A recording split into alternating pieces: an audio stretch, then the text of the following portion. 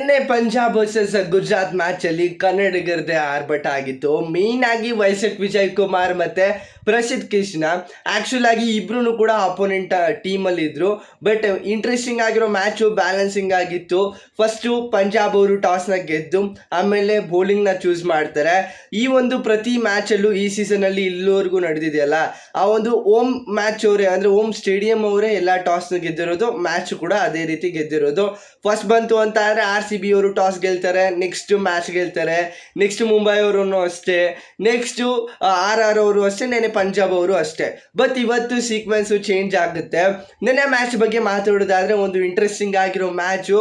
ಅಂದ್ರೆ first batting ತಗೊಂಡಿದ್ದ ಗುಜರಾತ್ ಅವರು ಒಂದು ಸ್ವಲ್ಪ ಕೊಲಾಪ್ಸ್ ಆದ್ರು ಅಂತ ಅನ್ಕೊಳ್ತೀನಿ. ಏನಕ್ಕೆ ಅಂತ ಅಂದ್ರೆ ಮಿಡಲ್ ಆರ್ಡರ್ ಅಲ್ಲಿ ಯಾವುದೇ ತರ ಬ್ಯಾಟ್ಸ್ಮನ್ ಇಲ್ಲ.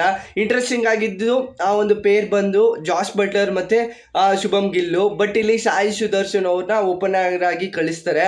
ಆ ಒಂದು ಸೀಕ್ವೆನ್ಸ್ ನ ಚೇಂಜ್ ಮಾಡಿದ್ರೆ ಬೆಟರ್ ಅಂತ ಅನ್ಸುತ್ತೆ. ಇನ್ನ ಏನೊಂದು ಸಾಯಿ ಸುದರ್ಶನ್ ಅವ್ರ ಪ್ಲೇಸ್ ಅಲ್ಲಿ ಮೇನ್ ಆಗಿ ಜಾಸ್ ಬಟ್ಲರ್ ಬಂದ್ರೆ ಒಂದು ಒಳ್ಳೆ ಪೇರ್ ಆಗುತ್ತೆ, ಓಪನಿಂಗ್ ಪೇರು ಗುಜರಾತ್ ಟೈಟನ್ಸ್ಗೆ. ಅವರನ್ನ ನಂಬರ್ ಅಂದ್ರೆ ಲಾಸ್ಟ್ ಸೀಸನ್ ಅಲ್ಲಿ ಅಬ್ಸರ್ವ್ ಮಾಡಿದ್ರೆ ಏನೊಂದು ಓಪನಿಂಗ್ ಆಗಿ ಬಂದ್ರು ಚೆನ್ನಾಗೇ ಪರ್ಫಾರ್ಮ್ ಮಾಡಿದ್ರು. ಬಟ್ ಈ ಒಂದು ಸೀಸನ್ ಅಲ್ಲಿ ವರ್ಕೌಟ್ ಆಗಲ್ಲ ಅಂತ ಅನ್ಸುತ್ತೆ. ಅದರಲ್ಲಿ ಮೇನ್ ಆಗಿ ಒಂದು ಇಂಟ್ರೆಸ್ಟಿಂಗ್ ಆಗಿರೋ ಬೌಲಿಂಗ್ ಫಿಗರ್ ನ ತೋರಿಸಿದ್ದು ವೈಸಕ್ ವಿಜಯ್ ಕುಮಾರ್ ಅವರು. ಮೇನ್ ಆಗಿ ಬೇಕಾಗಿರೋ ವಿಕೆಟ್ಸ್ ನ ತಗೊಳ್ತಾರೆ. ಒಂದ್ ಕಡೆ ಜಾಸ್ ಬಟ್ಲರ್ ಆಗಿರ್ಬೋದು, ಇಬ್ರು ಮೂರು ಜನದ್ದು ಬೇರೆ ವಿಕೆಟ್ ಕೂಡ ತಗೊಳ್ತಾರೆ. ಬಟ್ ಈ ಒಂದು ಸೀಕ್ವೆನ್ಸ್ ಅಲ್ಲಿ ಆ ಒಂದು ವಿಂಡ್ ಸ್ಪೀಡ್ ಆಗಿರ್ಬೋದು ಆ ಒಂದು ಸ್ಟೇಡಿಯಂ ಅಲ್ಲಿ ನಾವು ಟೋಟಲ್ ಅಂತ ಅನ್ಕೊಂಡಿದ್ವಿ. ಆದ್ರೆ ಫಸ್ಟ್ ಬ್ಯಾಟಿಂಗ್ ಮಾಡಿರೋರೆ ಕೊಲಾಪ್ಸ್ ಆಗಿದ್ರು ಈ ಒಂದು ಮ್ಯಾಚ್ ಅಲ್ಲಿ.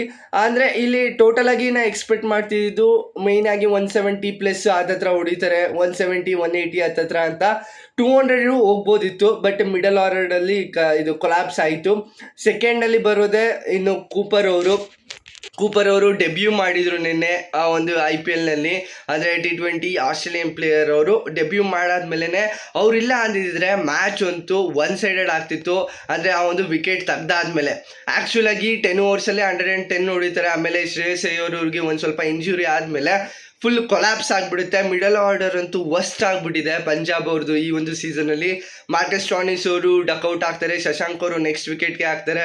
ಆ ಒಂದು ಇಂಜುರಿ ಆದಮೇಲೆ ನೆಕ್ಸ್ಟ್ 2 ಬಾಲ್ಸ್ಗೆ ಪ್ರಸಿದ್ಧ ಕೃಷ್ಣ ಅವರು ಆ ಒಂದು ವಿಕೆಟ್ನ ತಗೊಳ್ತಾರೆ, ಶ್ರೇಯಸ್ ಅಯ್ಯರ್ ಅವ್ರದ್ದು. ಅದಾದಮೇಲೆ ತುಂಬ ಕೊಲಾಪ್ಸ್ ಆಗುತ್ತೆ. ಕೂಪರ್ ಅವರು ಏನಾದರೂ ಫಾರ್ಮಲ್ಲಿ ಆ ಥರ ಬ್ಯಾಟಿಂಗ್ ಮಾಡಲಿಲ್ಲ ಅಂತ ಅಂದಿದ್ರೆ 72 ನಾಟ್ ಔಟು ಆ ಒಂದು ಬ್ಯಾಟಿಂಗ್ ಮಾಡಲಿಲ್ಲ ಅಂತ ಅಂದರೆ ಆಲ್ಮೋಸ್ಟು ಗುಜರಾತ್ ಟೈಟನ್ಸ್ಗೆ ಹೋಗ್ತಿತ್ತು. ಅಂದರೆ ಒನ್ ಸೈಡೆಡ್ ಅಂತ ಅಲ್ಲ, ಒಂದು ಇಂಟ್ರೆಸ್ಟಿಂಗ್ ಆಗಿರೋ ಮ್ಯಾಚು, ಅಂದರೆ ಬ್ಯಾಲೆನ್ಸಿಂಗ್ ಆಗಿತ್ತು.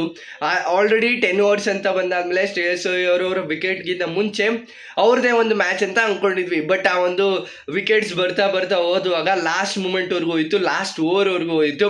ಲಾಸ್ಟ್ ಓವರಲ್ಲಿ 2 ರನ್ಸ್ ಮಾತ್ರ ಬೇಕಾಗಿತ್ತು.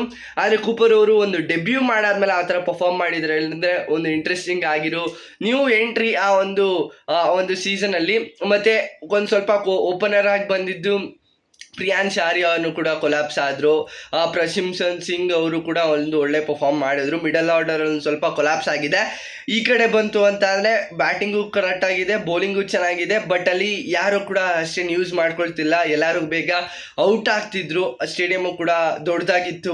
ಬಟ್ ಇವತ್ತಿನ ಮ್ಯಾಚ್ ಬಂದು ಇಂಟ್ರೆಸ್ಟಿಂಗ್ ಆಗಿರೋ match, DC versus Lucknow. Actual ಆಗಿ DCಯಲ್ಲಿ ಇರೋದು KL ರಾಹುಲ್ ಅವರು. ಇವತ್ತು ಯಾವ ರೀತಿ ಪರ್ಫಾರ್ಮ್ ಮಾಡ್ತಾರೆ ಅಂತ ನೋಡಬೇಕು. ಏನಕ್ಕೆ ಅಂತ ಅಂದರೆ ನಿನ್ನೆ ಮ್ಯಾಚಲ್ಲಿ ಕನ್ನಡಿಗರೇ ಆ ಒಂದು ಪರ್ಫಾರ್ಮ್ ಮಾಡಿದರು. ಫಸ್ಟ್ ಮ್ಯಾಚಲ್ಲಿ ದೇವದತ್ ಪಡಿಕ್ಕಲ್ಲು, ನಿನ್ನೆ ವೈಶಕ್ ವಿಜಯ್ ಕುಮಾರ್ ಮತ್ತು ನಮ್ಮ ಪ್ರಸಿದ್ಧ ಕೃಷ್ಣ ಅವರು ಒಂದು ಒಳ್ಳೆ ಫಿಗರ್ ಅಂತ ಅಂದ್ಕೊಳ್ಳಿ ಆ ಒಂದು ಬೌಲಿಂಗ್ ಫಿಗರು. ಆ್ಯಕ್ಚುಲ್ ಆಗಿ ಇವತ್ತಿನ ಒಂದು ಪ್ರೆಡಿಕ್ಷನ್ ಬಗ್ಗೆ ಮಾತಾಡೋದಾದರೆ ಲಕ್ನೋ ಅಲ್ಲೇ ನಡೀತಾ ಇರೋದು. ಬಟ್ ಈ ಒಂದು ಮ್ಯಾಚ್ನ DC ಅವರು ಗೆಲ್ತಾರೆ ಅಂತ ಅನಿಸುತ್ತೆ.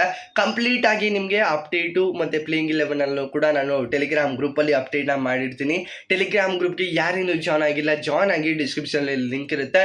ನನ್ನ ಪ್ರಕಾರ DC ಅವ್ರು ಗೆಲ್ಬೋದು, ಒಂದು ರಿವೆಂಜು ಕೂಡ ತೊಗೊಂಡಂಗಾಗತ್ತೆ. ಲಾಸ್ಟ್ ಸೀಸನಲ್ಲಿ 2 ಮ್ಯಾಚನ್ನು ಕೂಡ DC ಅವರೇ ಗೆದ್ದಿದ್ದು, LSD ಅವರ ಅಪೋನೆಂಟ್ ಆಗಿ ಬಂದು.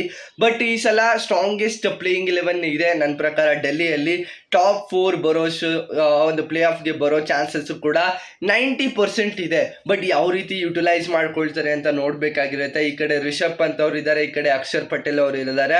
ಮೇನ್ ಆಗಿ ಪರ್ಫಾರ್ಮ್ ಯಾರು ಮಾಡ್ತಾರೆ, KL ರಾಹುಲ್ ಇಲ್ಲಾಂದರೆ ರಿಷಬ್ ಪಂತ್ ಅಂತ ವೆಯ್ಟ್ ಮಾಡಿ ನೋಡಬೇಕಾಗಿರುತ್ತೆ. ಒಂದು ಇಂಟ್ರೆಸ್ಟಿಂಗ್ ಆಗಿರೋ ಮ್ಯಾಚ್ ನಡೆಯುತ್ತೆ, ಅದು ಲಕ್ನೋವಲ್ಲೇ ನಡೆಯುತ್ತೆ. ಬಟ್ ಲಕ್ನೋ ಫೇವರ್ ಆಗಿರ್ಬೋದು ಆ ಒಂದು ಸ್ಟೇಡಿಯಂಗೆ. ಬಟ್ ಇವತ್ತು ಯಾರು ಟಾಸ್ ಗೆದ್ದು ಫಸ್ಟ್ ಬ್ಯಾಟಿಂಗ್ಗೆ ಬರ್ತಾರೋ ಒಂದು ಸ್ವಲ್ಪ ಪಾಸಿಟಿವ್ ಇದೆ ಅಂತ, ಅಂದರೆ ಒಂದು ಯುಟಿಲೈಸೇಷನ್ ಪಾಸಿಟಿವ್ ಮೂಮೆಂಟ್ ಬರ್ಬೋದು. ನೋಡೋಣ ಯಾವ ರೀತಿ ಮ್ಯಾಚ್ ಆಗುತ್ತೆ ಅಂತ. ಕಂಪ್ಲೀಟ್ ಬ್ರೀಫ್ ಅಪ್ಡೇಟ್ ನಿಮಗೆ ಟೆಲಿಗ್ರಾಮ್ ಗ್ರೂಪಲ್ಲಿ ಸಿಗುತ್ತೆ. ಟೆಲಿಗ್ರಾಮ್ ಗ್ರೂಪ್ಗೆ ಯಾರೇನೂ ಜಾಯ್ನ್ ಆಗಿಲ್ಲ, ಜಾಯ್ನ್ ಆಗಿ, ಡಿಸ್ಕ್ರಿಪ್ಷನ್ ಲಿಂಕ್ ಇದೆ ಅಂತ ಹೇಳ್ತಾ ಇದಿಷ್ಟು ಒಂದು ವಿಡಿಯೋ.